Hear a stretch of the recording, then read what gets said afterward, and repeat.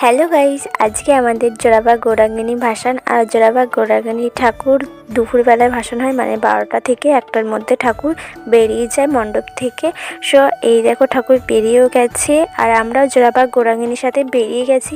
আর এই যে মা হচ্ছে ভাসানের সময় মানে ছাড়া গঙ্গায় ভাসান হয়, আর এখানে মা হেলতে দুলতে আসে।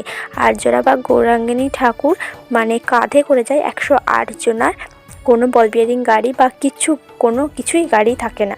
সো মা সবারই কাঁধে করে যায়। সো 108 জনা কাঁধে নেয়। আর মা এখানে কাঁধে করে চলেও এসেছে। ছাড়া গঙ্গায় হয় পীরতলার কাছে নবদ্বীপে।